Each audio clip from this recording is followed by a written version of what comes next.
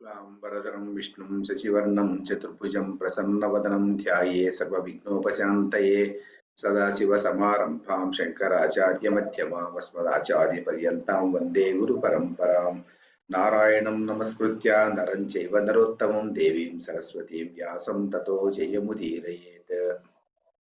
సమగ్ర మహాభారత కథాకథనంలో పిల్లల కోసం మహాభారతం అన్నటువంటి మన శీర్షిక. ఇందులో భాగంగా మనము గత కొద్ది నెలలుగా వేదవ్యాస విరచితమైనటువంటి మహాభారతం నుంచి కథలు వరుస క్రమంలో చెప్పుకుంటూ వస్తున్నాం.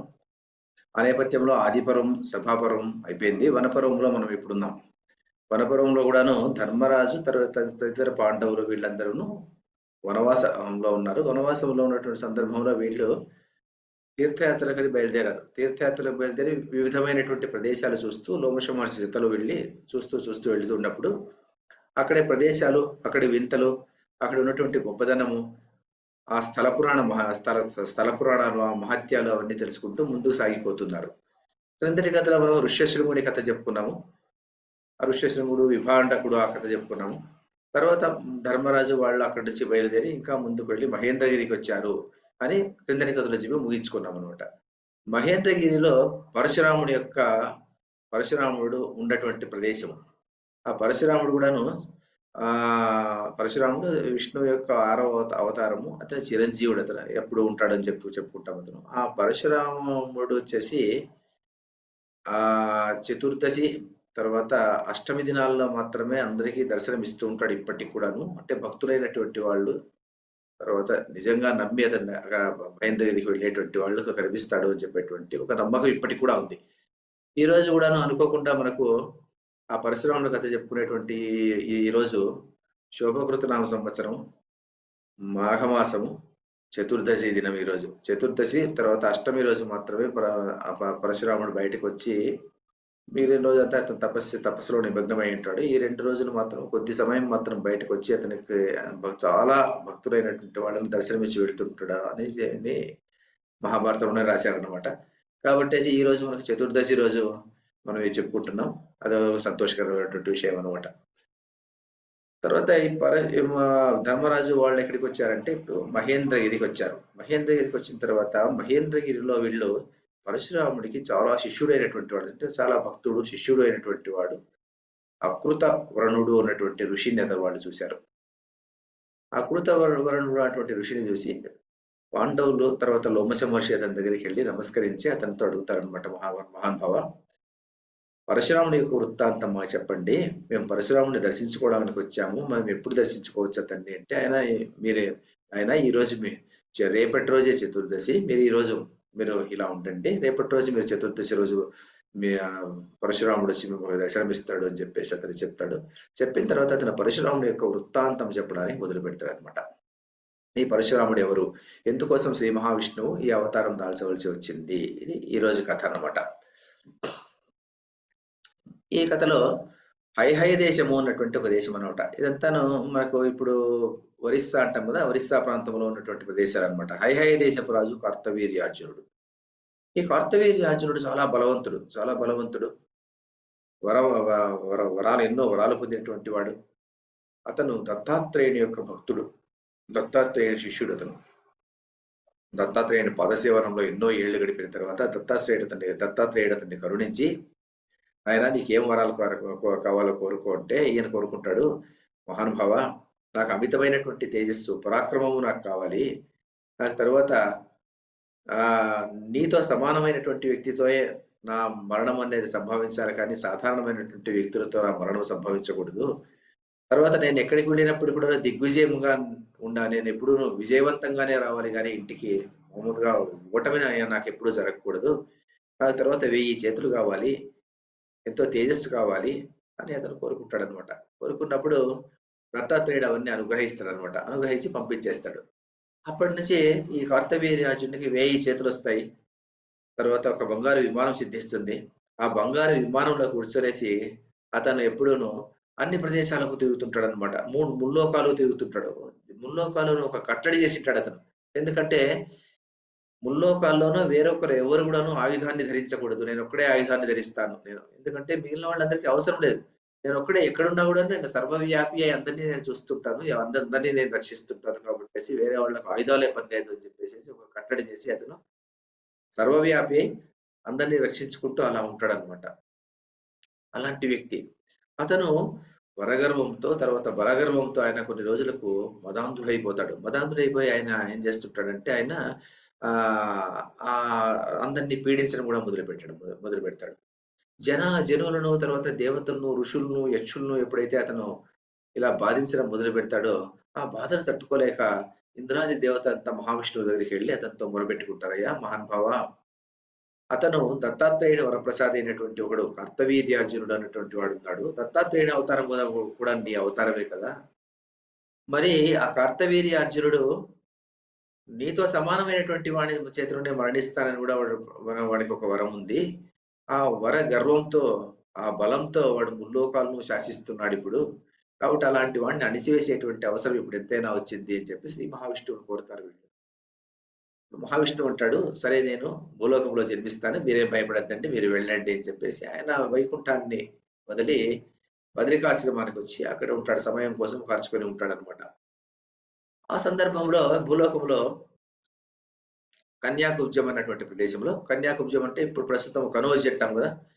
అది ఉత్తరప్రదేశ్‌లో ఉన్నటువంటి ఒక ప్రాంతం అన్నమాట. ఆ కనోజ్ అనేటువంటి ప్రాంతం. కన్యాకుబ్జము. ఆ కన్యాకుబ్జానికి రాజొచ్చేసి గాధి అన్నటువంటి వాడు మహారాజు. ఆ మహారాజుకు ఒక అందాల పుత్రిక. సౌందర్య రాశి అప్సరసలాగా ఉండేటువంటి ఆమె. ఆ అమ్మాయి ఆ అమ్మాయిని భృగు మహర్షి యొక్క కుమారుడైనటువంటి ఋషికుడు అన్నటువంటి వాడు ఆ అమ్మాయిని వరిస్తాడు. గాధి ఏమో క్షత్రియుడు. ఈ అమ్మాయేమో ఇతను వరించినటువంటి వాడు ఋషికుడేమో భృగు వంశంలో పుట్టినటువంటి వాడు బ్రాహ్మణుడు. ఈ బ్రాహ్మణుడైనటువంటి వాడు ఆ క్షత్రియ కాంతను వరించి గాజీ దగ్గరికి వెళ్లి అడుగుతాడు. "అయ్యా! నేను నీ కుమార్తెను వరించాను. కాబట్టి మీరు నాకు ఆమెనిచ్చి పెళ్లి చేయండి" అని అడుగుతాడనమాట. అడిగితే గాజీ ఒక ముహూర్త కాలం ఆలోచించేసి ఇతను క్షత్రియుడు కదా అనుకుంటాడు. కానీ సరే అని చెప్పేసి ఒక నియమం చెప్తాడనమాట. వాళ్ళకి వంశాచారం ఒకటుంటుంది. ఆ గాదికి వంశాచారం ఉంటుంది. వంశాచారం ఏమిటంటే కన్యాశుల్కం వంశాచారం వాళ్ళకు. ఆ కన్యాశుల్కం ప్రకారం ఏదైనా కోరవచ్చు. వాళ్ళు ఏది కోరితే అది వీళ్ళు ఇవ్వాలి. వరుడు అన్నటువంటి వాడు దాన్ని సంపాదించి ఇచ్చేటువంటి యోగ్యత ఉన్నప్పుడు మాత్రమే ఆ కన్యని ఇచ్చి పెళ్లి చేస్తారనమాట. కన్యాశుల్కంలో కూడాను దానికి ఒక పద్ధతి ఉందనమాట. ఏమిటంటే ఏదో కన్యాశుల్కం అంటే ఏదో డబ్బు తీసుకునేది అని కాదనమాట. కన్యాశుల్కం అంటే ఆ కన్యకు తగినటువంటి అర్హుడైనటువంటి వరుడు అంటే ఈ కన్య తండ్రి కోరేటటువంటి వస్తువును అతను సమకూర్చి ఇవ్వాలన్నమాట. అప్పుడు మాత్రమే అతనికి యోగ్యత ఉంది అనేది నిర్ణయం తీసుకుంటారు. కాబట్టేసి ఆయనేం చెప్తా అంటే, "చూడు నాయనా, నేను నీకు ఇవ్వడంలో నాకేం అభ్యంతరం లేదు. నా అమ్మాయినిచ్చి పెళ్లి చేయడంలో అభ్యంతరం లేదు. అయితే నీవు నాకు 1000 గుర్రాలివ్వాలి. ఆ 1000 గుర్రాలు ఎలాంటివి? ఆ గుర్రాలు ఎలాంటివంటే శరీరమంతా తెలుపు లేకుంటే ఎరుపు ఉండాలి. చెవులు మాత్రం ఒకవైపు మాత్రము చెవులు నల్లగా ఉండాలి. అలాంటి గుర్రాలు నాకు 1000 గుర్రాలు నాకివ్వాలి" అంటాడు. అది చాలా కష్టమైనటువంటి విషయము. మరి ఋషికుడు అమ్మాయిని ఎంత ప్రేమించింటాడంటే అంత గట్టిగా ప్రేమించింటాడు. మరి ఆ అమ్మాయి లేనిదే అతనికి జీవితం లేదు. అందువల్ల ఆయన ఏం చేస్తాడంటే సముద్ర ప్రాంతానికి వెళ్లి సముద్ర ప్రాంతంలో వరుణుడిని ప్రార్థన చేస్తాడు. చాలా రోజులు ప్రార్థన చేస్తాడు. తర్వాత నీరు ఎక్కడెక్కడ ఉంటుందో అటువంటి ప్రదేశాలన్నిట్లో అన్ని ప్రదేశాల్లోనూ అతను తటాకాల్లో అలాంటి అన్ని ప్రదేశాలకి వెళ్లి అక్కడంతా ఆయన వరుణుని గురించి ప్రార్థన చేయడం మొదలుపెడతాడు. ఎప్పుడైతే వరుణుని గురించి ప్రార్థన చేయబడతాడో, ఇతనిది భక్తికి మెచ్చి వరుణుడు ప్రత్యక్షమై "నీకేం కావాలి" అంటే ఋషికుడు అడుగుతాడు. "నాకు ఇలాంటి గుర్రాలు కావాలి.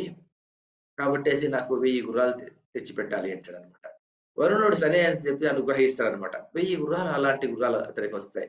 ఆ 1000 గుర్రాలు తీసుకొచ్చేసి గాదికి సమర్పించి ఆయన ఏం చేస్తాడంటే, ఆ అమ్మాయిని సత్యవతి అన్నటువంటి ఆ అమ్మాయిని పెళ్లి చేసుకుంటాడు. పెళ్లి చేసుకుంటాడు. పెళ్లి చేసుకున్న తర్వాత వాళ్ళిద్దరూ ఎంతో సుఖంగా, సంతోషంగా ఉంటారు. కొన్నేళ్ళు జరిగిపోతాయి. అయితే ఆమెకు బిడ్డలు కలగరన్నమాట. అప్పుడు ఒకరోజు ఆమె వచ్చేసి ఆహ్, ఆ రోజు భృగు మహర్షి అక్కడికొస్తాడు. కొడుకును తర్వాత కోడలను చూద్దామనేసి ఆయన చూడ్డానికొస్తాడన్నమాట. భృగు మహర్షి ఎప్పుడైతే వస్తాడో అప్పుడు వీళ్ళు ఆయనకు నమస్కరించి అర్ఘ్యపాద్యాదులు సమర్పించి సత్కరించి తర్వాత చేతులు కట్టుకొని నిలుచుకుంటే ఆయన చాలా సంతోషపడి కొడుకును, కోడలను చూసి సంతోషపడిపోతాడు. సంతోషపడిపోయి, "అమ్మాయి నీకేం కావాలమ్మాయి? నీకేమైనా కోరిక ఉంటే కోరుకో. నేను నీకు ఒక వరం ఇవ్వాలనుకుంటున్నాను. నీకు ఏం కావాల్సింటే అది కోరుకో" అంటాడాయన. అప్పుడు ఈమె అడుగుతుంది, "మహానుభావా, నాకు పెళ్ళై చాలా కాలమైంది. నాకు బిడ్డలు లేరు. కాబట్టి నాకు బిడ్డలు వచ్చేటువంటి నన్ను అనుగ్రహించు నాకు. అలాగే నా తల్లికి కూడా నేను తప్ప ఇంకెవరు బిడ్డలు లేరు. కాబట్టి ఆమెకు ఒక పిల్లవాడిని అనుగ్రహించు. ఆమెకు ఒక బిడ్డ పుట్టేటట్టు అనుగ్రహించు. నాకు కూడా బిడ్డ పుట్టేటట్టు అనుగ్రహించు స్వామి" అని చెప్పి ఆమె ప్రార్థన చేస్తుంది. అప్పుడు భృగు మహర్షి అంటాడు, "సరే అలాగే. అయితే నేను మీ ఇద్దరి కోసము 2 రకాలైనటువంటి చెరువులు తయారు చేస్తాను." చెరువు అంటే ఒక రకమైనటువంటి ఖాద్య పదార్థం అన్నమాట అది. చెరువు అంటే మన నీళ్లుండేటువంటి చెరువు కాదనమాట. ఆ ఖాద్య పదార్థాలు మీ ఇద్దరి కోసం ప్రత్యేకంగా తయారు చేస్తాను నేను.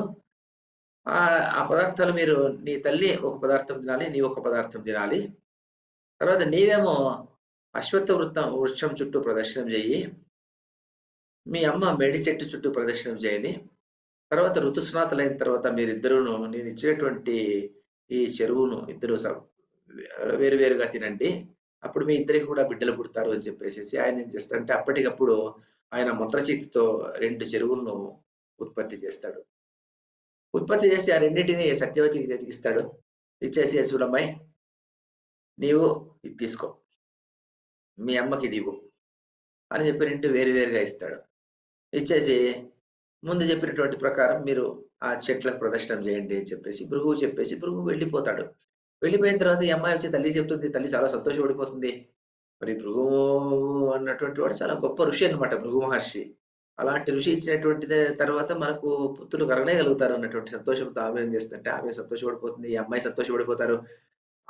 ఇద్దరు స్నానం చేసిన తర్వాత వచ్చి ఆ చెట్ల చుట్టూ తిరుగుకొని వచ్చేస్తారు. కానీ ఏమైపోతుందంటే పొరపాటున ఆ చెట్టు తిరిగేటువంటి సందర్భంలో ఈమె మేడి చెట్టు చుట్టూ తిరుగుతుంది కూతురు సత్యవతి. సత్యవతి తల్లి రావి చెట్టు చుట్టూ తిరుగుతుంది.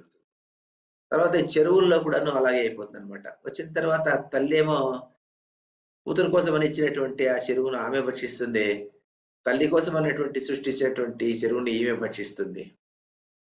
అది వెంటనే భృగు మహర్షికి తెలిసిపోతుంది. దివ్య దృష్టితో ఆయన చూస్తాడనమాట. చూసేసి ఆయన హుటాహుటిన వచ్చి చెప్తాడనమాట. "అమ్మాయి నీవు తప్పు చేశావు అమ్మాయి నువ్వు. నేను చెప్పిందే ఒక రకము నీవు వేరే రకం చేశావు.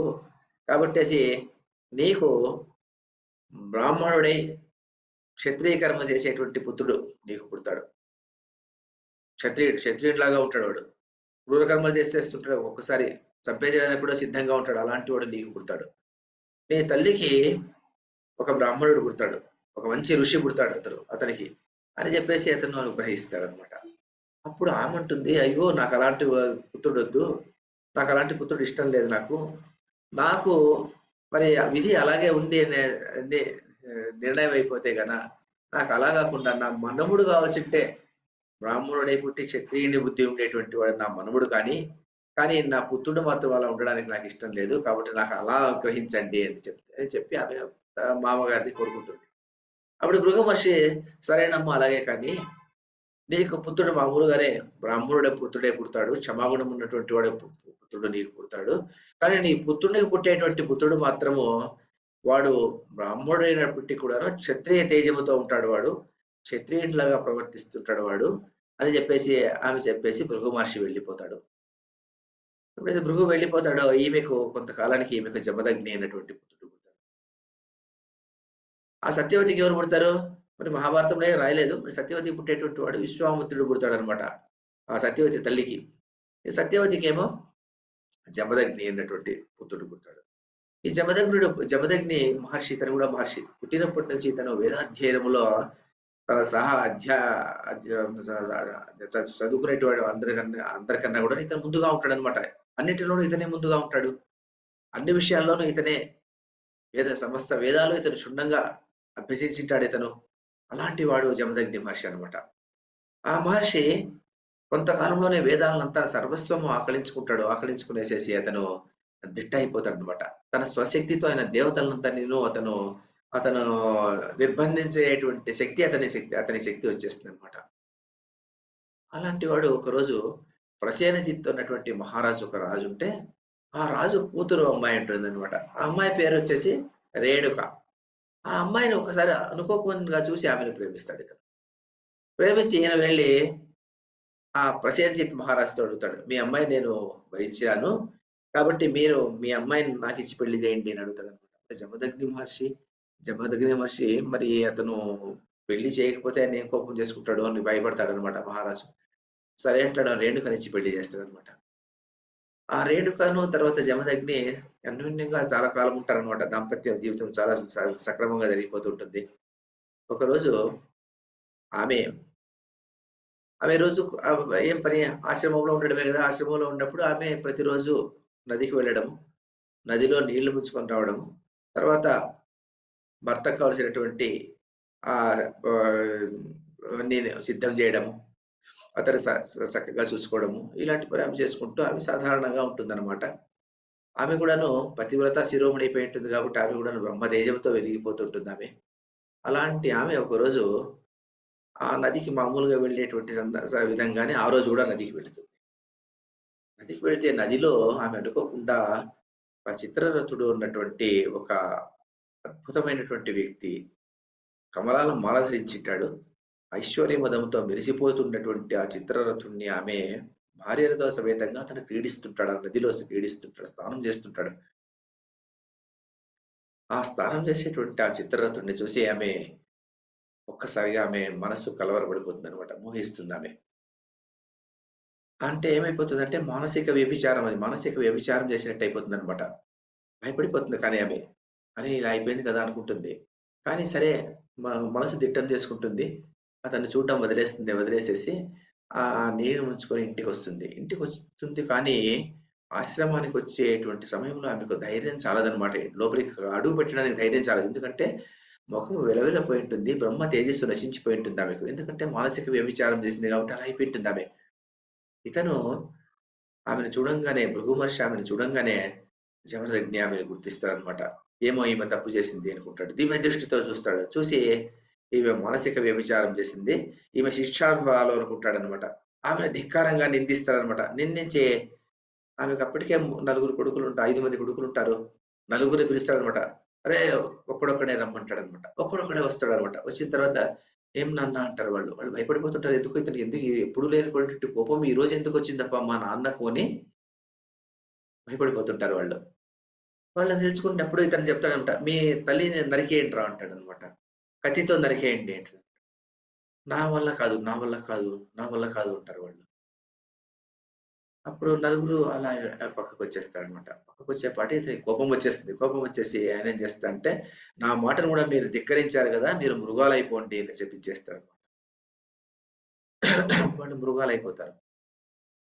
మరి ఆ సమయానికి ఇతను పరశురాముడొస్తాడు.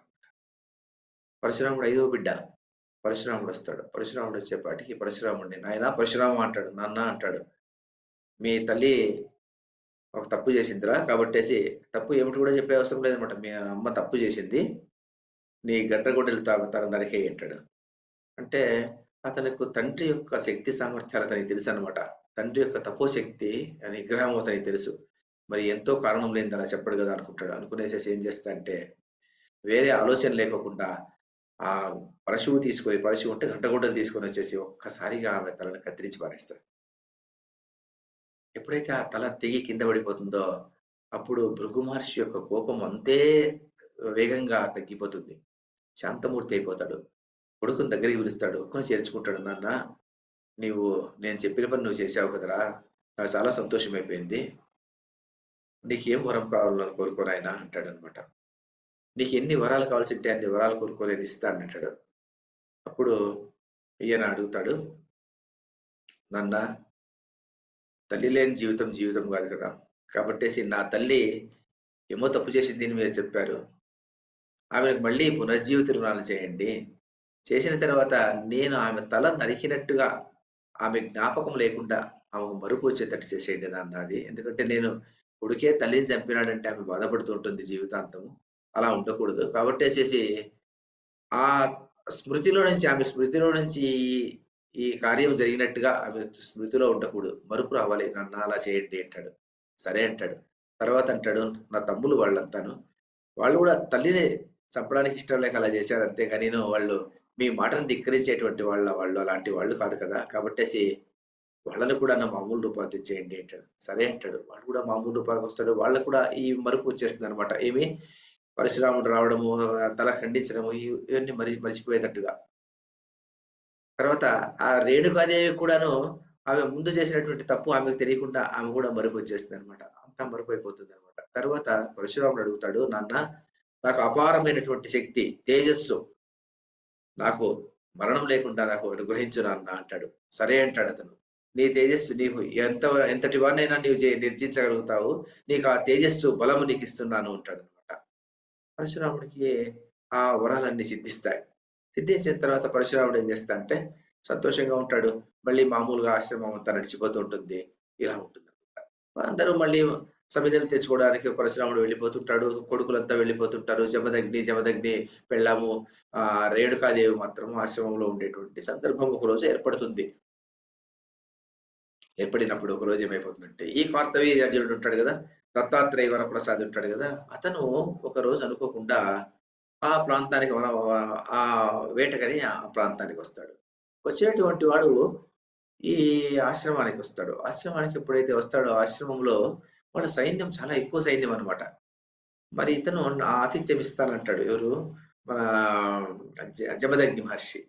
"నీవేం ఆతిథ్యం ఇస్తావు? నా సైన్యం చాలా ఎక్కువ. నీ అవసరం లేదంటాడు." "లేదు లేదు ఎంతమందైనా ఇస్తారు" అని చెప్పేసి అతని దగ్గర హోమధేను ఉంటుంది. కామధేను పుత్రిక అక్కడ ఉంటుందన్నమాట. ఆ కామధేను పుత్రిక మన కోరుకుంటూనే వీళ్ళకి ఏం పదార్థం కావాల్సంటే అన్ని పదార్థాలు సిద్ధంగా చేయబడతాయన్నమాట. ఎప్పుడైతే అలాంటి హోమధేనువుని చూస్తాడో, ఈ కార్తవీర్యార్జునుడికి ఆ హోమధేనువుని తీసుకొని పోవాలన్నటువంటి ఉత్సాహం రేగుతుందన్నమాట. అదే చివరికి అడుగున కూడా అడగడనమాట జమదగ్నిని. ఆ సైన్యాన్ని పిలిచి ఈ ధేనువుని తోలుకొని వెళ్ళిపోదాం పదండి అంటాడనమాట. జమదగ్ని వారిస్తుంటాడు. నాయనా ఇది ఈ ఆశ్రమం కోసం ఉన్నటువంటి ధేనువు ఇది. దీని వల్లనే మేమిక్కడ ఉన్నటువంటి ఋషులందరూను ఏదో భోజనం చేసుకుంటూ ఇలా ఇలా తపస్సు చేసుకుంటున్నాము. ఇది తీసుకుపోవద్దు అని చెప్తాడనమాట. ఆయన వినడనమాట. వినకుండా ఆయన ఏం చేస్తాడంటే సైనికులు పిలిపించి అలా నవ్వుకుంటూ దాన్ని తోలుకొని వెళ్ళిపోతుంటాడు. దూడ అరుస్తూ ఉంటుంది. దూడ అరిచేటువంటి దూడను కూడా పట్టించుకోకుండా ధేనువుని తోలుకొనేసి ఇంకా ఏం చేస్తాడంటే అక్కడ ఉన్నటువంటి చెట్లనన్నీ ధ్వంసం చేసేసేసి ఆశ్రమాన్నంతాను పొడి పొడి చేసినట్టు చేసేసి అక్కడి నుంచి ఆయన వెళ్ళిపోతాడు. చాలా ఘోరమైనటువంటి కార్యక్రమము. అతనికి జమదగ్ని అయినటువంటి ఋషి అతనితో వాదించలేదు. తర్వాత అతనితో యుద్ధం చేయడానికి ప్రయత్నించలేదు. ఏం చేయలేదనమాట. నిరపరాధి అయినటువంటి జమదగ్నిని అలా చేసేసి అతను వెళ్ళిపోతాడనమాట. ఎప్పుడైతే అలా వెళ్ళిపోతాడో కొద్దిసేపుకు పరశురాముడు అక్కడికొస్తాడు. నాన్నతో అడుగుతాడు. "ఏం నాన్న ఏం జరిగింది? ఆశ్రమం అంతా ఇలా అయిపోయింది. మరి దూడ అరుస్తుంది. మరి హోమధేనువు కనపడలేదు కదా! ఏమిటి నాన్న" అంటే అతను ఉన్నదంతా చెప్తాడు. "నాయన ఇలా కార్తవీర్యార్జునుడొచ్చాడు. ఇలా చేశాడు. మరి ఇక అతనికి శక్తి లేకుండా పోలేదు. జమదగ్నికి ఒక హుంకారంతో కార్తవీర్యార్జునుడిని దహింపజేసేటువంటి శక్తి అతనికుంటుంది. అయినా తపస్సును వృథా చేసుకోవడం అతనికి ఇష్టం లేదనమాట. అందువల్ల ఆ తపశ్శక్తిని అతను వృథా చేసుకోకుండా అలాగే ఉంటాడనమాట. ఆయన చెప్తాడనమాట, "నాయనా మనము బ్రాహ్మణులు, అతనేమో క్షత్రియుడు. క్షత్రియుడైనటువంటి వాడు వచ్చాడు. వచ్చి ఇలా చేశాడు. కాబట్టి నేను ఊరికే ఉండిపోయాను నాన్న. నేను నిగ్రహించలేకపోయాను అతన్ని. నాకు అతన్ని నిగ్రహించేటువంటి శక్తి నాకు లేదు" అంటాడు. అంటే పరశురాముడు ఒప్పుకోడనమాట. "లేదు నాన్న, నేను అక్కడి నుంచి నా హోమధేనువుని తీసుకొనొస్తాను" అని చెప్తాడు. చెప్పేసి తండ్రికి నమస్కరించి ఏం చేస్తా అంటే, ఆ గంట గొడ్డలి భుజం మీద వేసుకొని బయలుదేరతాడతను. ఉగ్ర రూపంతో వస్తుంటాడు పరశురాముడు. ఉగ్ర రూపంతో ఒక చేతిలో విల్లుంటుంది. తర్వాత బాణాలుంటుంది. తర్వాత ఒక చేతిలో గండ్రగొడ్డలుంటుంది. ఆ ఉగ్రమైనటువంటి రూపంతో అతను కార్తవీర్యార్జునుడిని వేటాడుకుంటూ వస్తాడనమాట. కార్తవీర్యార్జునుడు ఇతన్ని లెక్క చేయడనమాట. ఇతను నన్నేం చేస్తాడులే అని చెప్పేసి అతనేం చేస్తాడంటే కొంతమంది సైన్యాలను పంపిస్తాడు. ఆ సైన్యాలు నుగ్గు నుగ్గైపోతాయి. తర్వాత అతని దగ్గర 17 అక్షోహిణీల సైన్యం ఉంటుంది. 17 అక్షోహిణీలంటే ఎంత సైన్యము? మహాభారత యుద్ధంలో 11 అక్షోహిణీలేమో కౌరవుల వైపు, 7 అక్షోహిణీలు పాండవుల వైపు ఉంటేనే 18 అక్షోహిణీలు పెద్ద సైన్యమని చెప్పుకుంటాం మనం. ఆ 18 అక్షోహిణీల కన్నా ఒక అక్షోహిణి తక్కువ అంతే.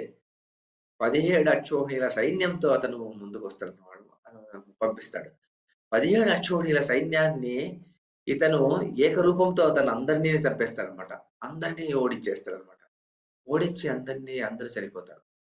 అందరూ ఓడిపోతారు, అందరూ మరణిస్తారు. అప్పుడు కర్తవీర్యార్జునుడే యుద్ధానికి వస్తాడనమాట. 1000 చేతులతో అతను వస్తాడనమాట. వచ్చినటువంటి వాడు అతను ఎంత బలవంతుడంటే ఒకానొక సందర్భంలో కార్తవీర్యార్జునుడి గురించి చెప్తారు. అతను నర్మదా నదీ తీరంలో ఒకసారి నర్మదా నది ప్రవహించేటువంటి నర్మదా నదిని ఆయన 1000 చేతులతో ఇలా అడ్డం పెట్టేసేపాటికి నర్మదా నది ముందుకు పోలేక పక్కకు దొర్లుతుందంట. పక్కకు దొర్లుకొని వెళ్ళిపోతూ ఉంటుందంట. వెళ్ళిపోయేటువంటి సందర్భంలో అక్కడ రావణాసురుడు అక్కడ తపస్సు చేసుకుంటూ ఒక చోట కూర్చొని ఉంటాడంట. కూర్చొని ఉంటే ఆ రావణాసురుని యొక్క ఆశ్రమాన్ని కొట్టేసుకుంటూ వెళ్ళిపోతుందంట ఆ నది నీరు. అప్పుడు రావణుడికి కోపం వచ్చి చూస్తా అంట. చూసేపాటికి కార్తవీర్యార్జునుడు నర్మదా నదికి అడ్డం పెట్టాడు కదా అని చెప్పేసి కోపంతో కార్తవీర్యార్జునుడి మీదకి వస్తాడు. అతను 10 తలలతో వస్తాడు. ఇతను 1000 చేతులతో అతను యుద్ధం చేస్తాడనమాట. యుద్ధం చేసి ఆ పిల్లిని గదా పట్టుకున్నట్టు పట్టుకునేసి రావణాసురుడిని పట్టుకొని బంధించి అతను లంకా నగరంలో పెడతాడనమాట. ఆయన దేశంలో పెట్టుకుంటాడనమాట. ఎవరు కార్తవీర్యార్జునుడు. అంత గొప్ప శక్తివంతుడనమాట. రావణాసురుడిని ఒక తుటిలో నిర్జయించేసినటువంటి శక్తి ఉన్నటువంటి ఆ వ్యక్తి ఈరోజు పరశురాముడి మీదకి దండయాత్రకొచ్చాడనమాట. పరశురాముడి మీద దండయాత్రకొచ్చేసి ఆ 1000 చేతులతో ఇతన్ని పట్టుకునేదానికి వస్తాడు. అప్పుడు ఇతను పరశురాముడు ఏం చేస్తాడంటే గండ్రగొడ్డలితో ఒక్కసారిగా అతని 1000 చేతులను నరికి పారేస్తాడనమాట. నరికి పారేసి అవలీలగా ఒక బాణంతో అతని తలను తెంచి పారేస్తాడు. కార్తవీర్యార్జునుడు అంతకు ముందు వరకు ఎంతో పరాక్రమవంతుడు. అలాంటి వాడు ఒక్కసారిగా నేలపాలైపోతాడు. నేలపాలైపోయి మట్టి పాలై కింద పడిపోతాడనమాట. అప్పుడు కార్తవీర్యార్జునికి 10,000 మంది పుత్రులనమాట. ఆ పుత్రులంతా భయపడి పరిగెత్తి వెళ్ళిపోతారనమాట. అప్పుడు పరశురాముడు ఆ ప్రదేశానికి వెళ్ళి అక్కడ ఉన్నటువంటి హోమదేవులను తీసుకునేసేసి మళ్ళీ ఆశ్రమానికి వస్తాడు. వచ్చేసి ఆశ్రమంలో చెప్తాడనమాట. ఇలా జరిగిందిని. వాళ్ళంతా ఆశ్చర్యంతో ఉంటారు. ఆశ్రమవాసులు ఆశ్చర్యంతో, ఆనందంతో పరశురాముడి చుట్టూ చేరి జయ జయ ఘోషలు చేస్తుంటారు. అప్పుడు పరశురాముడు తండ్రి వద్దకు వెళ్ళి నమస్కారం చేసేసి ఆ యుద్ధ వృత్తాంతం అంతా చెప్తాడనమాట. చెప్తే జమదగ్ని అంతా వింటాడు. విన్న తర్వాత నాయనా చాలా తప్పు చేసావురా నువ్వు ఈరోజు. ఎందుకంటే ఆ మానవేంద్రుడైనటువంటి ఆ రాజు లేని రాజ్యము చాలా అధ్వానం అయిపోతుంది నాయనా. ఆ రాజు ఉన్నప్పుడు మాత్రమే ప్రజలు భయము, భక్తితో దేశంలో ఉంటారు వాళ్ళు. రాజు లేనటువంటి రాజ్యంలో నిర్భయముగా, నిర్భీతితో దొంగతనాలు అన్నీ ఎక్కువైపోతాయి. అలాంటి పరిస్థితి సృష్టించావు కదా నువ్వు. మనం బ్రాహ్మణులైనా మనము. బ్రాహ్మణులకు క్షమాగుణమే గుణము. మనం క్షమాగుణంతోనే 10 మందితో పూజించబడుతున్నాం మనము. మనం బయటికి వెళ్ళినప్పుడు ప్రజలు మనతో ఎందుకు మనతో గౌరవిస్తున్నారంటే ఈ క్షమ అంటే ఓర్పు ఉన్నందువల్లనే వాళ్ళు మనతో ఇలా చేస్తున్నారు. కానీ నీవు చూస్తే ఈరోజు బ్రాహ్మణులకు తగినటువంటి గుణం లేకోకుండా నీవు అలా వెళ్లి నీవు పగ తీర్చుకుంటారా నాయన ఎవరైనాను. అది రాజును ఎవరైనా చంపుతారా? రాజుల్లో సూర్యుని యొక్క తేజము, విధాత యొక్క తేజము, విష్ణువు యొక్క తేజము ఉంటుంది అని చెప్తారు కదా! అలాంటి రాజును నీవు ఈరోజు చంపేస్తే, అలాంటి రాజును నీవు చంపేసి బయటకొచ్చిందంటే, బ్రహ్మహత్య కన్నా ఎక్కువైనటువంటి పాపం నీకు చుట్టుకుంటుంది కదా నాయన. ఇలాంటి పని చేసినా నీవు ఇలాంటి పని ముందు ఎప్పుడు చేయొద్దు నాయనా అని చెప్పేసి ఆయనేం చెప్తారంటే, సరే ఎలాగో చేసింది చేశావు. కొన్ని రోజులు నువ్వు తీర్థయాత్రలకు వెళ్ళు. తీర్థయాత్రకు వెళ్ళి నీ పాపాన్ని పోగొట్టుకో అని చెప్పేసి అతనికి కొడుకు చెప్తారనమాట. పరశురాముడు కూడా మారు మాట్లాడడు. తండ్రి చెప్పినటువంటి దాన్ని సరే అంటాడు. చెప్పేసేసి ఆయన కూడా వెళ్ళిపోతాడనమాట. వెళ్ళిపోయిన తర్వాత కొంతకాలం జరిగిపోతుంది. కొంతకాలం జరిగిపోయిన తర్వాత ఈ 10,000 మంది పుత్రులు ఉంటారు కదా! వీళ్ళకు పరశురాముని మీద, తర్వాత జమదగ్ని మీద క్రోధం పెరిగిపోతుంటుంది. మా నాన్నను చంపేశారు కదా వీళ్ళు అని చెప్పేసి వాళ్ళు ఒకరోజు ఈ పరశురాముడు లేని సమయం చూసుకునేసి జమదగ్ని ఆశ్రమానికి ప్రవేశిస్తారు. ప్రవేశించేసి ఆ రేణుక ఇక్కడ అరుస్తూ ఆక్రందన చేస్తుంటే ఆ ఆక్రందన పట్టించుకోకుండా వాళ్ళు ఏం చేస్తారంటే జమదగ్ని జుట్టును పట్టుకునేసి అతని తలను తెంచి పారేస్తారనమాట. చంపేస్తారు. జమదగ్నిని చంపేసేసి వాళ్ళు సంతోషంతో వాళ్ళు బయటికి వెళ్ళిపోతారు. మరి ఆమె గట్టిగా అరుస్తుందనమాట. నాయనా పరశురామ! నాయనా పరశురామ! అని గట్టిగా ఆక్రందన చేస్తుంది.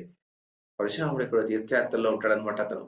ఉన్నటువంటి వాడికి తల్లి యొక్క ఆక్రందన అతనికి వినిపిస్తుంది. ఎప్పుడైతే ఆక్రందన వినిపిస్తుందో అతను అక్కడికి పరిగెత్తుకుంటూ వస్తాడనమాట. పరిగెత్తుకుంటూ వచ్చి, "అమ్మా ఏమైందమ్మా? ఏం జరిగింది?" అంటాడు. మరి చూస్తూనే తెలిసిపోతుంది తనకి తండ్రిని చంపేసింటాడనమాట. ఎవరమ్మా ఈ పని చేసింది అంటాడు. నాయన ఇలా జరిగింది నాయన అని తమ్ములు వాళ్ళ అన్నగారులు వాళ్ళంతా చెప్తారనమాట. ఇలా జరిగింది అనేసేసి. ఆయనకి చాలా కోపం వచ్చేస్తుందనమాట పరశురాముడికి. ఆయన తండ్రి దగ్గర కూర్చొని చాలా బాధపడి ఏడుస్తాడు. నాన్న నీవు ధర్మజ్ఞుడవు, సన్మార్గంలో నడిచేటువంటి వాడు. ఇలాంటి దుర్మరణం నీ చేతి నీకొచ్చింది కదా! పైపెచ్చి మీరు వృద్ధులైనటువంటి వాళ్ళు. తపస్సులో నిమగ్నమైనటువంటి వాళ్ళు మీరు. వారెంత పాపం చేశారు నాన్న నిన్ను చంపడానికి. అసహాయులై మీరు మరి యుద్ధం వద్దని కోరుకునేటువంటి వాళ్ళని మిమ్మల్ని వధించి వాళ్ళు ఎలా సమర్థించుకుంటారు నాన్న? అని చెప్పేసి ఈ క్షత్రియులంతా ఇలాగే అయిపోయారిప్పుడు. ఇప్పుడున్నటువంటి సమకాలీన క్షత్రియులంతాను చెడ్డవాళ్ళైపోయారు. ఈ క్షత్రియులంతా నేను వధిస్తాను అని ఒక శపథం తీసుకుంటాడు. శపథం తీసుకొని బయలుదేరి గొడ్డలి భుజం మీదేసుకుంటాడు అతను. తల్లి 21 సార్లు ఆక్రోశించుంటుందనమాట. చనిపోయినటువంటి భర్తను చూసి ఆమె గుండె కొట్టుకుంటూ 21 సార్లు ఆమె ఆక్రందన జేసింటుంది. అందువల్ల ఈయన 21 సార్లు ప్రపంచమంతా తిరుగుతాడనమాట. తిరిగి ఎక్కడెక్కడ క్షత్రియులు కనిపిస్తారో వాళ్ళనందరిని చంపడం అనమాట. క్షత్రియులంతా మూకుమ్మడిగా ఒక్కొక్కసారి ఇతని మీదకి యుద్ధానికి రావడం అనమాట. మూకుమ్మడిగా వచ్చినటువంటి వాళ్ళందరినీ చంపడం అనమాట. ఇతను ఎవరో ఒక దుష్టుడైనటువంటి క్షత్రియుడిని చంపాలని వెళ్తాడనుకోండి. అక్కడ ఉన్నటువంటి వాళ్ళంతా అతనికి అండగా నిలిచి ఇతని మీదకి యుద్ధానికి వచ్చింది. కానీ అందరిని ఇతను జయించడము, అందరిని చంపివేయడం అనమాట. ఇలా చంపి 21 సార్లు భూ ప్రదర్శన చేసి అందరిని చంపిన తర్వాత ఆ రక్తంతో ఆయన ఏం చేస్తాడంటే ఆ రక్తాన్ని తెచ్చి 5 మడుగులు నిర్మిస్తాడనమాట. ఆ రక్తపు మడుగులు సమంత పంచకం అన్నటువంటి ప్రదేశము కురుక్షేత్ర ప్రాంతంలో ఇప్పటికీ ఉందన్నమాట. ఆ సమంత పంచకం ఉన్న ప్రాంతంలోనే మరి భీముడు, దుర్యోధనుడు అన్నటువంటి వాళ్ళు వీళ్ళిద్దరును గొప్ప గదాయుద్ధం చేశారు అని భారతంలో చెప్పుకుంటాం కదా మనము. ఆ గదాయుద్ధం జరిగినటువంటి ప్రాంతం ఆ సమంత పంచక ప్రాంతం అన్నమాట. ఆ సమంత పంచక పంచకంలో ఆ రక్తాన్ని నించుతాడనమాట. నించిన తర్వాత ఆయన భూమి అంతా ఆయన జయించింటాడు. ప్రపంచమంతా అతని స్వాధీనంలో ఉంటుంది. మరి అతనికి ఏంటి ఎందుకు అసలు ప్రపంచమంతా అవసరం లేదు అతనికి. అందువల్ల ఆయన ఏం చేస్తాడంటే కశ్యప ప్రజాపతికి ఒక పెద్ద హోమం చేసి, ఆ కశ్యప ప్రజాపతికి ఆ హోమంలో దక్షిణగా అతనికి భూమినంతా సమర్పించుకుంటాడు. మరి కశ్యప ప్రజాపతి మాత్రం ఏం చేసుకుంటాడు ఆ భూమిని? ఆయన ఏం చేస్తాడంటే విద్వాంసులైనటువంటి వ్యక్తులను పిలిచి ఆయన ఏం చేస్తాడంటే మీరు ఇది భాగాన్ని తీసుకోండి, మీరు ఈ భాగాన్ని తీసుకోండి అని చెప్పేసేసి భూమినంతాను 7 భాగాలుగా విభజించి దాన్ని ఆయన చేస్తాడంటే 3 ఒక్కొక్క ద్వీపాన్ని ఒక్కొక్కరికి ఇచ్చినట్టుగా ఒకటి ఇచ్చేస్తాడనమాట. అప్పటి నుంచి ఖండాయువులు అంటారు వాళ్ళను. దాని నుంచి మనకు ఖండాలొచ్చినాయి అని చెప్తారు ఇప్పుడు మనం చెప్పుకునేటువంటి ఏషియా ఖండం చెప్పుకుంటాం కదా! అవన్నీ ఖండములు. అప్పటి ప్రాంతంలో వేరే భాషలో ఉండేదనమాట. ఆ ఖండములుగా అది విభజించబడిపోతుందనమాట. భూమిని అలా పంచుకునేస్తారు వాళ్ళు. పంచుకున్న తర్వాత ఈ కార్తవీర్యార్జునుడు అక్కడికి కార్తవీర్యార్జునుడు ఇతను ప పరశురాముడు తన క్రోధాన్నంతా విసర్జించి ఆయనేం చేస్తాడంటే, సరే నేను ఇప్పటి నుంచి తపోనిష్టలో ఉంటాను అని చెప్పేసి, ఆయన వెళ్లి మహేంద్రగిరిలో తపోనిష్టలో కూర్చుంటాడనమాట. మహేంద్రగిరిలో ఆయన ఉండిపోతాడనమాట. ఇది ఈ మహేంద్రగిరిలో ఉన్న తర్వాత ఆయన తర్వాత కొంతకాలానికి అంటే ఇదంతా ఎప్పుడు జరిగింది ఈ కథ అంతాను అంటే మనకు త్రేతాయుగంలో జరిగినటువంటి కథ అనమాట. త్రేతాయుగంలో రాముడి కన్నా ముందు శ్రీరామచంద్రుడి కన్నా ముందు జరిగినటువంటి కథ ఇదనమాట. తర్వాత శ్రీరామచంద్రుడు రావడము. శ్రీరామచంద్రుడు వచ్చిన తర్వాత శ్రీరామచంద్రుడు ఎప్పుడైతే శివధనుర్భంగం చేస్తాడో శివధనుర్భంగం చేసినప్పుడు ఇతను మళ్ళీ వచ్చి మరి శివధనుస్సుని విరిచావు కదా! వైష్ణవ ధనుస్సుని విరిచి చూద్దామని చెప్పేసి అతన్ని ఆహ్, అవహేళన చేయడము. అప్పుడు శ్రీరామచంద్రుడు దాన్ని ఇతని క్రోధాన్ని సహించి ఆయన ఆ వైష్ణవ బాణాన్ని వైష్ణవ యొక్క శాపాన్ని అందుకునేసి వైష్ణవ తేజం ఎప్పుడైతే అక్కడ ప్రస్ఫుటమై ఇతనికి కనిపిస్తుందో అప్పుడు ఇతను శ్రీ మహావిష్ణువుగా గుర్తిస్తాడు. గుర్తించి ఆయన ఏం చేస్తాడంటే అక్కడి నుంచి నిష్క్రమించి వెళ్ళిపోతాడనమాట. అది తర్వాత మనకి ఇంకా పరశురాముడి కథ ఇక్కడ చెప్పిన ఇంకా ముందు ముందు కథల్లో కూడా వస్తుందనమాట. పరశురాముడి తర్వాత భీష్మునికి అతను గురువై భీష్మునికి విద్యాభ్యాసం చేయించడము, ద్రోణునికి గురువై ద్రోణుడికి విద్యాభ్యాసం చెప్పించడము, కర్ణునికి గురై కర్ణునికి విద్యాభ్యాసం చెప్పించడం. ఈ కథలో నేను ఆ సందర్భంలో వచ్చినప్పుడు అది చెప్పుకుందాము. ఇప్పటికి ఈ కథ ఇంతటితో ముగిద్దామనమాట. పరశురాముడు అలా మహేంద్రగిరిలో ఉండిపోయాడు. శ్రీరామచంద్రుడుకు వైష్ణవ తేజం గ్రహించి వెళ్ళిపోయిన తర్వాత ఆయన మహేంద్రగిరిలో స్థిరంగా ఉండిపోయాడు తపస్సు చేసుకుంటూ. ఆయన ఇప్పటికి కూడాను వచ్చి ఈ చతుర్దశి దినము తర్వాత అష్టమి రోజుల్లో మాత్రం బయటకొచ్చి దర్శనం కోసం వేచి ఉన్నటువంటి తాపసులు, నిజమైనటువంటి భక్తులు అలాంటి వాళ్ళకి మాత్రమే కొద్ది మందికి మాత్రం దర్శనమిచ్చి వెళ్ళిపోతుంటాడు అన్నటువంటి గాథ అన్నమాట. ధర్మరాజు కూడాను అక్కడికి వచ్చింటాడు కాబట్టి మరుసటి రోజు వరకు అక్కడే ఉండి పరశురాముడిని ఆశీర్వాదం తీసుకొని మహేంద్రగిరి నుంచి ముందుకు సాగిపోతాడనమాట. ఈ కథ మనము ఇంతటితో ముగిద్దాం అనమాట. ఇంతటితో ముగించి మరి ఈ కథలో ఏమిటి ముఖ్యమైనటువంటి రహస్యాలేమిటి అనేది చాలా ముఖ్యమైనటువంటి విషయం. శ్రీ మహావిష్ణువు యొక్క అవతారము భూలోకానికి రావాలంటే ఏదో ఒక ప్రత్యేకత ఉండాలన్నమాట. సాధారణంగా అవతారం రావాలంటే ఒక శ్రీ మహావిష్ణువు భూలోకం మీద వెలయాలి అంటే ఏదో గొప్ప పని చేయాలన్నమాట. ధర్మ సంస్థాపనార్థాయ సంభవామి యుగే యుగే అని ఆయనే చెప్పుకున్నారు కదా! అందువల్ల ఆ ధర్మ సంస్థాపనం ఉన్నటువంటిది ఉండాలన్నమాట. మరి ఈ కథ మనము ఊరికే అలా చూస్తే, కథ ఊరికే అలా చదువుకుంటూ వెళ్తే మనకేమనిపిస్తుందంటే, ఏమిటయ్యా ఇతను పరశురాముడు చేసినటువంటి పనేమిటి? ఏదో వాళ్ళ నాన్నను ఒక రాజొచ్చి చంపాడు. ఒక రాజొచ్చేసి అతన్ని అవమానించేసి అది హోమధీనం తీసుకొని వెళ్ళిపోయాడు. వెళ్ళిపోగానే ఈయన అతని మీద కక్ష తీర్చుకునేసేసి, ఈయన వెళ్లి అతనితో యుద్ధం చేసేసి, ఆ యుద్ధంలో మరి వాళ్ళ నాన్నను చంపినటువంటి వాడి మీద పగ తీర్చుకున్నాడు. పగ తీర్చుకునేసేసి తర్వాత ఏం చేశాడంటే, మరి కొడుకుల్లో తర్వాత మళ్ళీ వాళ్ళని కూడా చంపాడు. మరి ఇది కేవలం పగ సాధింపు మాత్రమే గాని, ఈ కథలో ఉన్నటువంటి ప్రయోజనం ఏమిటి అన్నటువంటిదనమాట. మనం ఏదో సినిమాలు చూస్తుంటాం గదా! 20 ఏళ్ల కిందట మా నాన్నని ఇలా చేసావు కాబట్టి నిన్ను ఇలా చేస్తున్నాను అని చెప్పేసి ఏదో కథలు చెప్పుకుంటుంటాం గదా మనం. పాత సినిమాలు చూస్తుంటాం అనమాట. అలాంటి నేపథ్యం మనకు కనిపిస్తుందనమాట. చాలా మంది మరి పరశురాముని అవతారం యొక్క ఉద్దేశ్యం ఏమిటి? తండ్రిని చంపినటువంటి వాడి మీద పగ తీర్చుకున్నాడు. అంతేగాని ఇంకా అందులో గొప్పతనం ఏముందంటండి అని చెప్పేటువంటి వాళ్ళు కొంతమంది ఉంటారనమాట. కానీ ఇక్కడ మనం అర్థం చేసుకోవాల్సింది ఏమిటంటే, ఆ సమకాలీన సమాజం ఎలా ఉండేది? సమకాలీన సమాజంలో ఎలా ఉండేదంటే, మహాభారతంలో గాని, భాగవతంలో గాని, తర్వాత పురాణాల్లో గాని మనము పరిశోధన చేసి చూస్తే ఏం తెలుస్తుందంటే, ఆ సందర్భంలో అక్కడ ఉన్నటువంటి రాజులు ఎలాంటి వాళ్ళంటే, మదముతో దర్పముతో, మదముతో వాళ్ళేం చేసేటువంటి వాళ్ళంటే, ప్రజల్ని పీడించేటువంటి రాజులనమాట అప్పుడు. రాజు ఉన్నటువంటి వాడు రక్షించేటువంటి వాడు రాజనమాట.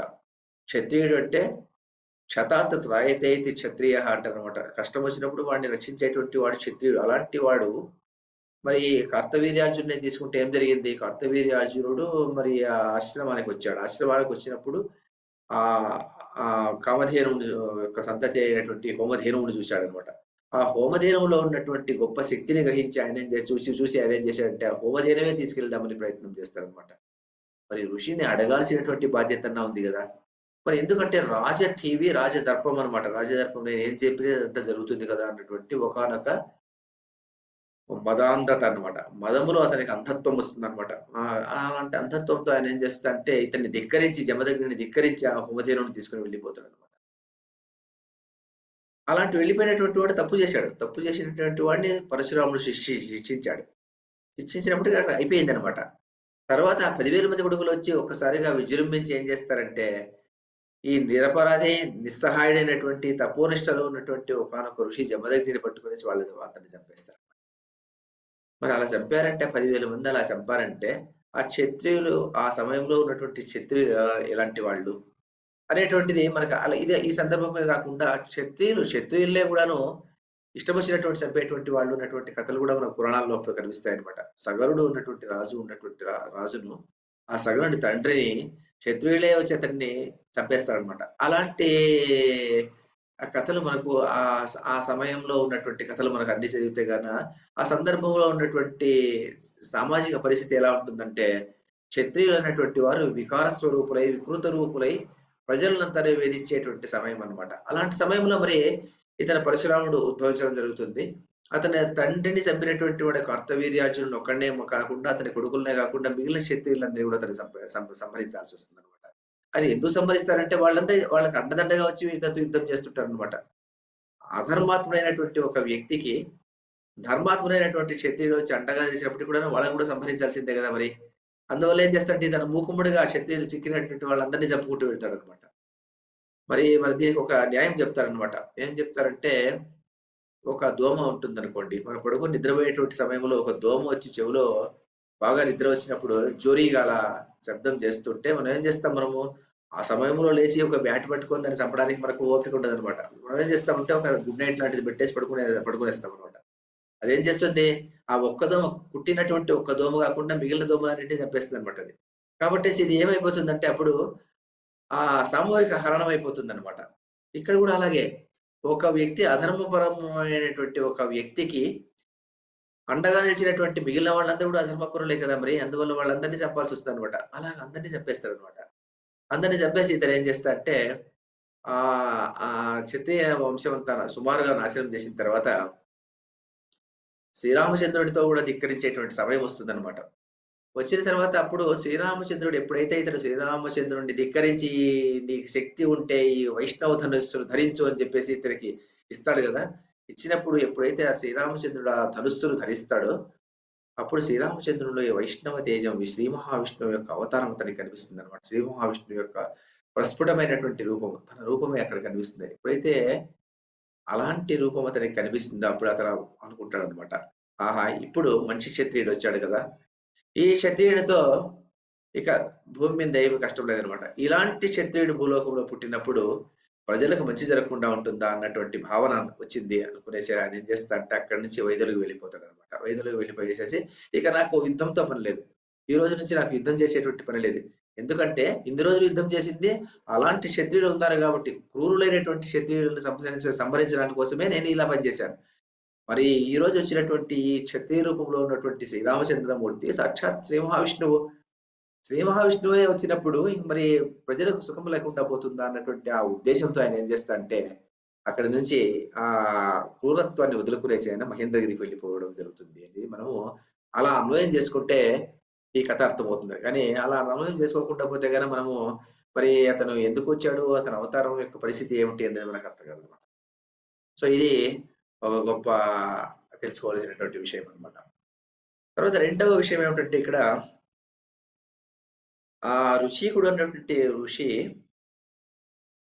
ఎప్పుడైతే గాధి దగ్గరికి వెళ్లి, "మహానుభావ నీ బిడ్డనైనటువంటి సత్యవతిని నాకిచ్చి వివాహం చెయ్యి" అని అడిగినప్పుడు, ఆయన సరే మాకు కన్యాశుల్కం ఉంది అని చెప్తాడనమాట. ఆ కన్యాశుల్కం అన్నటువంటిది మన దేశంలో అక్కడక్కడ కనిపిస్తుందనమాట. కన్యాశుల్కం అన్నటువంటి పద్ధతి ఉంటుంది గదా! ఆ పద్ధతి మనం వరకట్నం చూస్తుంటాము.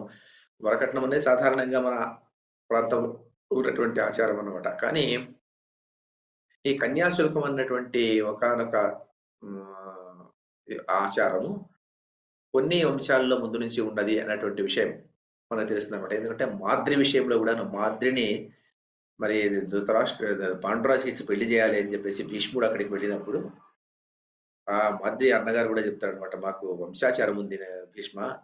లేకుంటే మీకు ఇవ్వడానికి పాండురాజుకి ఇవ్వడానికి నాకేం అభ్యంతరం లేదు. అలాంటి గొప్ప వ్యక్తి దొరకడమే కష్టము. కానీ మా వంశాచారం ఉంది కాబట్టేసి మా వంశాచారాన్ని గౌరవించి మీరు కన్యాశుల్కం ఇచ్చి మీరు ఈ అమ్మాయిని తీసుకువెళ్ళండి" అంటాడు. భీష్ముడు గూడా ఆ వంశాచారాన్ని సగౌరవంగా గుర్తిస్తాడనమాట.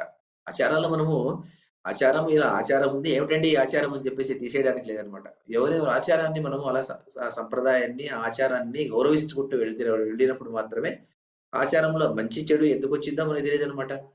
ఆచారాన్ని మనము పదిలంగా దాచినట్టుగా ఉంటుంది. మన సంస్కృతి అలాగా పరిరక్షణగా ఉంటుంది. కాబట్టేసి ఇక్కడ గూడాను ఋషికుడు గూడాను ఎప్పుడైతే ఆచారము అని చెప్తాడో, ఆచారానికి భిన్నంగా నేను వెళ్ళడానికి నాకు కూడా ఇష్టం లేదు అని చెప్పేసి వరుణుడిని ప్రార్థించి ఈ గుర్రాలు తీసుకొనేసి ఇతనికి ఇస్తాడనమాట.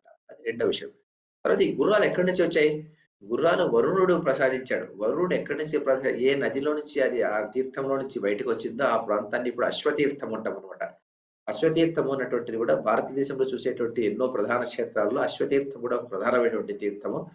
మరి తీర్థయాత్రకు వెళ్ళినటువంటి వాళ్ళు ఈ అశ్వతీర్థాన్ని గూడా సే సే వెళ్ళి అశ్వతీర్థాన్ని గూడా మనము దర్శించుకొని రావచ్చనమాట. అశ్వతీర్థం అన్నటువంటి ప్రదేశంలో ఇది వచ్చింది అన్నటువంటి విషయం ఇంకొక విషయం అన్నమాట. తర్వాత నాలుగో విషయం ఏమిటంటే, ఇక్కడ ఈ కథలో ముఖ్యమైనటువంటి అంశం ఏమిటంటే,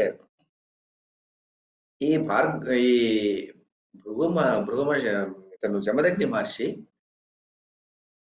ఆ రాజుకు వచ్చి ఆ కార్తవీర్యార్జునుడొచ్చి తన హోమధేనువుని దొంగలి తస్కరించుకొని వెళ్ళేటువంటి సందర్భంలో అతనికి కోపం రాలేదనమాట. ఎందుకంటే మరతను క్షత్రియుడు, నేను బ్రాహ్మణుడు. నేను బ్రాహ్మణుడుగా ఉన్నటువంటి వాడు ఆ క్షత్రియుడిని ఎందుకు నిరోధించాలి? నా క్షమగనే ముఖ్యమైనటువంటి విషయం గదా! అని గుర్తిస్తాడనమాట. అలాగే ఎప్పుడైతే అతన కార్తవీర్యార్జునుడిని చంపేసి తన కొడుకు పరశురాముడొచ్చి చెప్పినప్పుడు గూడా, "నాయనా నువ్వెంత తప్పు చేశావు నాయనా నీవు. ఇంత తప్పు చేసి ఉండకుండా ఉండాల్సింది రాజు ఉన్నటువంటి వాడు, ప్రజలను రక్షించేటువంటి వాడు. ఆ రాజునే నీవు చంపేసినప్పుడు రాజ్యమంతా మరి ప్రజలంతాను విచ్చలవిడిగా తిరిగిపోతారు కదా! మరి అలాంటి రాజును మనం చంపచ్చునా? తప్పు చేశావు నాయనా అని చెప్పేసేసి నీకు బ్రహ్మహత్య కన్నా ఎక్కువ పాపం వస్తుంది అని బోధించి మనకు క్షమ ఉండాలి. బ్రాహ్మణులకు క్షమ ఉండాలి. అంటే ఓర్పు ఉండాలి అని చెప్పినటువంటి వ్యక్తి, మరి అదే వ్యక్తి తన భార్య విషయంలో భార్య మానసిక వ్యభిచారం చేసింది అని చెప్పేసి ఆమె మీద ఆ క్షమ ఎందుకు లేకుండా పోయింది? ఆమెను చంపేయమని చెప్పి చాలా కోపంగా చెప్తాడన్నమాట. చంపేయమని చెప్పి కొడుకులను ఆజ్ఞాపిస్తాడన్నమాట. కొడుకులు ఎప్పుడైతే వినకపోతే వాడు శాపం పెట్టేస్తాడు. శాపం పెట్టేసి మృగాలు గమ్మని శాపం పెట్టి, పరశురాముడు ఎప్పుడైతే వచ్చి అతను తన భార్యను సంహరించినప్పుడు మాత్రమే ఆ కోపం తగ్గుతుందన్నమాట. మరి భార్య విషయంలో కోపం ఎందుకు? మరి రాజు విషయంలో కోపం లేకుండా ఉండడం ఎందుకు? ఆ క్షమాగుణం 2 వైపులా ఉండాలి గదా మరి. మరి ఎందుకు లేకుండా పోయింది అతనికి? భృగు మహర్షికి. అక్కడ కూడా మనకు ఒక ధర్మ సూక్ష్మం కనిపిస్తుందన్నమాట. ఏమి ధర్మ సూక్ష్మం అంటే ఇక్కడ భార్య, తన కుటుంబము, తన బిడ్డలు. ఇది వ్యక్తిగతమైనటువంటి విషయం అన్నమాట. రాజు, ప్రజలు. ఇది సామాజికంగా సంబంధించినటువంటి విషయం ఇక్కడ. ఇక్కడ సమాజము రాజు పోయాడు అంటే సమాజం కష్టపడుతుందన్నమాట. ప్రజలు కష్టపడతారు. రాజు లేనటువంటి రాజ్యంలో ప్రజలు కష్టపడతారు. మరి రాజును చంపడము, రాజు మీద క్రోధం చేసుకోవడము, రాజుని శాపం పెట్టడము ఇలాంటి విషయం మనం చేయకూడదన్నమాట. అదే అంశం అన్నమాట. ఇక్కడ తన భార్య మానసిక వ్యభిచారం చేసింది. తన వ్యక్తిగతమైనటువంటి విషయము, తన ఇంటిలోని విషయం అన్నమాట. తను, తన భార్య అన్యోన్యంగా ఉన్నటువంటి దాంపత్యము. ఆమెకు అలా అలాంటి పని చేసింది కాబట్టి, ఆ మానసిక వ్యభిచారం చేసింది కాబట్టి, ఆ సందర్భంలో శిక్షార్హురాలు అని అతను నిర్ణయించుకుంటాడన్నమాట. నిర్ణయించుకొనేసి కొడుకుని పిలిచి ఎందుకంటే కొడుకు కూడా ఎందుకు చంపుతాడు అతన్ని? ఎందుకు చంపుతాడంటే అక్కడ ఈ తండ్రి యొక్క తపో పరాక్రమం, తపో విక్రమం గాని, తపో తేజస్సు గాని, అతని గొప్పదనం గాని ఇతనికి తెలుసనమాట. మరి ఎలాగో బతికించుకోవచ్చు గదా! అనేటువంటి ఉద్దేశ్యంతో కొడుకు ఆమెను చంపుతాడనమాట. కానీ విష్ణు అవతారంగా వచ్చినటువంటి ఒక వ్యక్తి తల్లిని చంపాడు గదా! అంటే తల్లిని చంపడం అంటే తల్లిని చంపిన చంపడం అన్నటువంటిది ఆమెకు ఆ చేసినటువంటి తప్పుకు మరపు రావాలన్నటువంటి సందర్భం కోసమే అలా చేసుండొచ్చు అంతేగాని లేకుంటే విష్ణు అవతారంలో వచ్చినటువంటి వాడు తన తల్లిని ఎందుకు చంపుతాడంటే, అక్కడ తల్లి, తండ్రి అన్నది కాదనమాట. పద్ధతి కాదనమాట. ఆమెలో ఏర్పడినటువంటి మనోవికారం నశించిపోవాలనమాట. మనోవికారం నశించిపోవాలంటే ఆ దేహం అప్పటికి పడిపోవాలి. దేహం పడిపోయిన తర్వాత అతను పునర్జీవనం చేశాడనమాట. పునర్జీవనం చేశాడంటే ఆ పాత భావనలు, పాత వాసనలు, పాత వికారాలు అన్నీ కూడా నాశనం అయిపోవాలనమాట. అన్నీ నాశనం కాకుండా ఇది మాత్రం నాశనం అయ్యేటట్టు వరం అడుగుతాడతను. వరం అడిగేసి ఎప్పుడైతే అదే భృగు మహర్షి అది అనుగ్రహిస్తాడో సరే అంటాడనమాట. భృగు మహర్షి అలాగే అనుగ్రహిస్తాడు. అవి మిగిలిన విషయాలు గుర్తుంటాయి గానీ, ఆ చిత్రరథుడిని చూసినటువంటి నేపథ్యం గాని, ఆ చిత్రరథుడితో ఆమె మనోవికారం జరిగినటువంటి విషయం గాని ఆమెకు తెలియకుండా ఉంటుందనమాట. ఇదంతా ఒక ఒక లీలగా జరుగుతుందనమాట. ఆమెను చంపడము, ఆ చంపడం ఏమిటి, చంపించుకోవడం ఏమిటి అక్కడ ఏం లేదనమాట అక్కడ. చంపడము, చంపించుకోవడం ఇవన్నీ ఎందుకు జరుగుతున్నాయంటే అక్కడ ఆ పరిస్థితి అది అలా జరగాలనమాట. అలా జరిగినప్పుడు మాత్రమే ఆమె మనసులో ఉన్నటువంటి ముందు జరిగినటువంటి కోరిక నశించిపోవాలనమాట. నశించిపోయినప్పుడు మాత్రమే ఆమె మళ్ళీ పవిత్రత సాధిస్తుందనమాట. ఆ పవిత్రత సాధించడానికి కోసమే అలా జరిగింది ఇది. దాన్ని అన్వయం చేసుకుంటే, ఈ కోపానికి అక్కడ కోపం ఉంది. ఇక్కడ కోపం లేదు. ఎందుకు అంటే, అందుకోసమే మనం ఇంగ్లీష్‌లో కూడా చెప్పుకుంటాం. ఎథిక్స్‌లో చెప్తాం. ఎథికల్ రిలేటివిజం అంటామనమాట. ఎథికల్ రిలేటివిజం అంటే ఏమిటంటే, ఆ ఎథిక్స్ అన్నటువంటిది ఒకే ఎథిక్స్ ఇద్దరికీ 2, 3 సందర్భానుసారంగా ఉంటుంది గానీ, ఒకే ఎథిక్స్ ఇద్దరికీ అప్లై చేయడానికి లేదనమాట. అంటే సులభంగా చెప్పుకోవాలంటే, ఒక ప్రభుత్వం వాళ్ళు ఏదో అన్ని తీసుకొని వెళ్తుంటారనుకోండి. ఏదో బియ్యము, బేళ్ళు అన్ని తీసుకొని లారీలో వెళ్తుంటారు. లారీ కింద పడిపోయిందనుకోండి. అన్నీ కింద పడిపోయాయి. అప్పుడు జమీందారు లాంటి వాడు అక్కడికొచ్చేసి గవర్నమెంట్ దుడ్డు ఇలాగ పడిపోయిందిలే తీసుకెళ్దామని చెప్పేసి ఆయన ట్రక్కులో లోడ్ చేసుకొని ఆయన తస్కరించుకొని వెళ్ళిపోతుంటాడనుకోండి. అక్కడ ఒకడు ఒకడు నేను బీదగా ఉన్నటువంటి వాడు చాలా 2 రోజులు భోజనం చేయనటువంటి వాడు కూడా అక్కడ ఉంటాడనుకోండి. వాడక్కడికొచ్చి వాడు గూడా కొద్దిగా బియ్యము, బ్యాడ్లు తీసుకొని వాడు వెళ్ళిపోతాడనుకోండి. వీడు దొంగతనం చేశాడు, ఈ జమీందారు దొంగతనం చేశాడు అని ప్రభుత్వం ఒకే శిక్ష విధించడానికి లేదనమాట. ఎథికల్ రిలేటివిజం అంటారనమాట. వీడికి జమీందారుకి ఎక్కువ శిక్ష వేయాలనమాట. ఎందుకంటే ధాన్యాన్ని తస్కరించాడు గాబట్టేసి.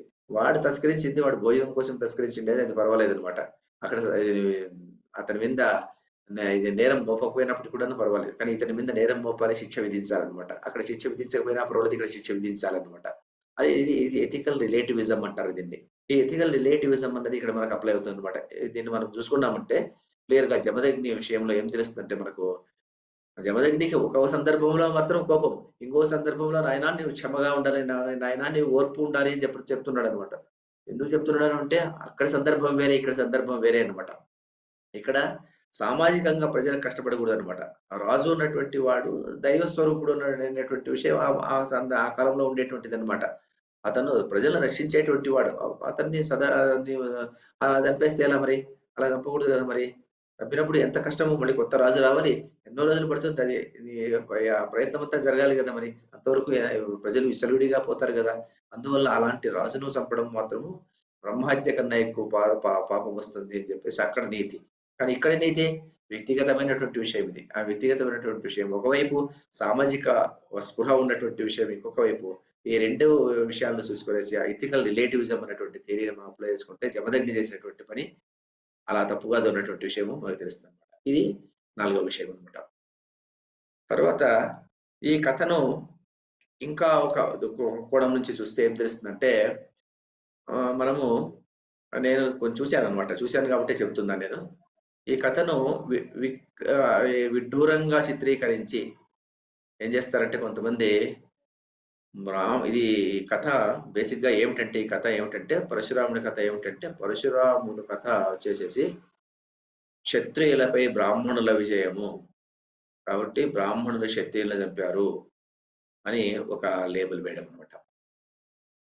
అని నేను చూశానన్నమాట. మనకు మనము యూనివర్సిటీలకు వెళ్తే యూనివర్సిటీల్లో మనకు కొన్ని డాటా బేసెస్ దొరుకుతాయన్నమాట. అందులో డాటా బేసెస్‌లో మనకు కొన్ని సాధారణంగా మనకు కనబడినటువంటి జర్నల్స్, సాధారణంగా మన సమాజంలో ఉండేటువంటి వాళ్ళు మనకు కనబడినటువంటి జర్నల్స్ అక్కడ కనిపిస్తుంటాయన్నమాట. అది మేధావులు అయినటువంటి వాళ్ళు కొంతమంది ఎక్కడో విదేశాల్లో ఉన్నటువంటి అలాంటి వాళ్ళంతా అక్కడ ఎక్కడెక్కడో ఉన్నటువంటి వాళ్ళంతా కూడా దానికి యాక్సెస్ ఉంటుందన్నమాట వాళ్ళకి.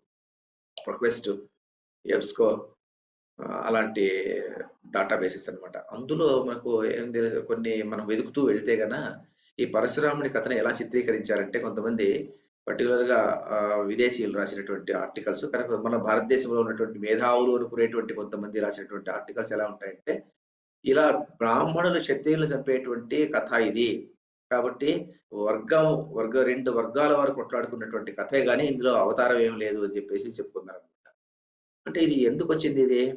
ఇది ఎందుకొచ్చిందంటే ఇలాంటి రావడానికి కారణం ఏమిటంటే బ్రిటిష్ వారు మన భారతదేశాన్ని పరిపాలించేటువంటి సందర్భంలో భారతదేశంలో ఉన్నటువంటి వాళ్ళని ఎలా మనము విభజించాలి అని ఆలోచన చేసుకుంటూ పోయారనమాట. మనము తెలిసినటువంటి మన చరిత్రలో చదివేటువంటి కథ మనము ఒక కథ మాత్రమే చదువుతామనమాట. ఏం చదువుతామంటే ముస్లింలు తర్వాత హిందువులను మాత్రమే విభజించారు అని ఏమో చెప్పుకుంటాం అనమాట. కానీ అలా కాదనమాట. వాళ్ళు హిందువులనే ఎన్నో రకాలుగా విభజించారనమాట. బ్రాహ్మణులు ఒకవైపు, క్షత్రియులు ఇంకొక వైపు, దళితులు ఇంకొక వైపు ఇలా విభజించుకుంటూ వచ్చారనమాట. ఆ విభజన వల్ల ఏమైపోయిందంటే, విభజన చేసి ఆ సంస్కృతిలో ఉన్నటువంటి గొప్పదనాన్ని తెలుసుకోకుండా ఒకరిపై ఒకరి కక్ష సాధించేటువంటి ఆ కృత్రిమమైనటువంటి వ్యవస్థను క్రియేట్ చేసి వాళ్ళేం చేయాలనుకుంటున్నారంటే భారతదేశాన్ని నిర్వీర్యం చేయాలన్నటువంటి ఒకానొక అదృశ్యమైనటువంటి ఈ శక్తి అన్నమాట. ఈ దేశాల్లో జరుగుతున్నటువంటి శక్తి అన్నమాట. భారతదేశాన్ని ఎలాగ మనం వీక్ చేయొచ్చు?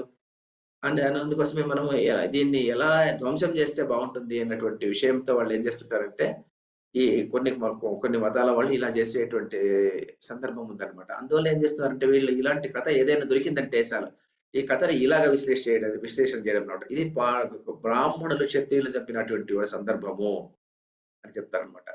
అంటే అది అలా మనం చెప్పుకుంటూ వచ్చామంటే, ఇప్పుడు మనం ప్రస్తుత పొలిటీషియన్స్ ఏం చేస్తున్నారు? దళితులు, బీసీలు వాళ్ళు, వీళ్ళు అని చెప్పేసి డివైడ్ చేసేస్తున్నారనమాట. లేనటువంటి దాన్నంతా క్రియేట్ చేస్తారు. మన రామ మందిరం ప్రతిష్టాపన సమయంలో కూడాను, మరి అక్కడ ఒక దళితుడు కూడా లేదే అని చెప్పేసి ఒక ప్రముఖమైనటువంటి నాయకుడు, మరి అతను కూడా ఒక ప్రతిపక్ష నాయకుడు, అతను గొప్ప నాయకుడు. ఆయన ప్రైమ్ మినిస్టర్ కావాలనుకునేటువంటి గొప్ప నాయకుడు. ఆయన అలా చెప్పాడనమాట. ఒక దళితుడు కూడా లేడక్కడ. అలాంటి అది జరిగిందక్కడ. రాముడి యొక్క అయోధ్య ప్రతిష్టాపన సమయంలో ఒక దళితుడు కూడా లేదే అని చెప్పేసి ఒక నాయకుడు ఆరోపించాడనమాట. ఎందుకు ఆరోపించాడనంటే ప్రజలను మళ్ళీ ఏదో రకంగా ఆ దళితులను డివైడ్ చేసుకునేసి అతనికి ఏదో ఓట్లు రావాలని చెప్పేసి. ఇలాంటి భావన ఇప్పుడు మన వాళ్ళలోనే ఉంది. అప్పుడు బ్రిటిష్ వాళ్ళకి ఉండేది. కాబట్టి ఇప్పుడు చాలా మంది ఇలాంటి ఆర్టికల్స్ రాసేసి అది ఈజీగా పబ్లిష్ అయిపోతుందన్నమాట. పబ్లిష్ అయిపోతుంది. అలాంటి వాటికి వ్యూవర్‌షిప్ ఎక్కువుంటుంది. అలాంటివి చూస్తుంటారనమాట. చూసేసి అలా జరిగిపోతుంటుందనమాట. అందువల్ల ఈ డివిజన్ అన్నది ఇలా ఉందన్నమాట. అందువల్ల మరి ఇది మనం ఇలా అర్థం చేసుకుంటే బ్రాహ్మణులను క్షత్రియులు జయించారు అంటే, మరి క్షత్రియుడైనటువంటి రాముడు బ్రాహ్మణుడైనటువంటి రావణాసురుడిని జయించినప్పుడు మరి ఆ మాట చెప్పరు మరి. క్షత్రియుడు వెళ్లి బ్రాహ్మణుడిని చంపాడు అని. మరి క్షత్రియుడు బ్రాహ్మణుడా? లేక బ్రాహ్మణుడు క్షత్రియుడా అన్నటువంటిది కాదు విషయం ఇక్కడ. ధర్మమా? అధర్మమా? అన్నటువంటిదే ప్రశ్న ఇక్కడ. అధర్మం ఎక్కడుంటుందో ధర్మం అన్నటువంటి వాడు ధర్మంలో ఉన్నటువంటి వాడు క్షత్రియుడు కావచ్చు, బ్రాహ్మణుడు కావచ్చు, ఇంకో కులం వాడు కావచ్చు, ఎవరైనా కావచ్చు. మరి అధర్మం ఉన్నటువంటి వాడు, వాడు కూడా బ్రాహ్మణుడు కావచ్చు, క్షత్రియుడు కావచ్చు, ఇంకోడు కావచ్చనమాట.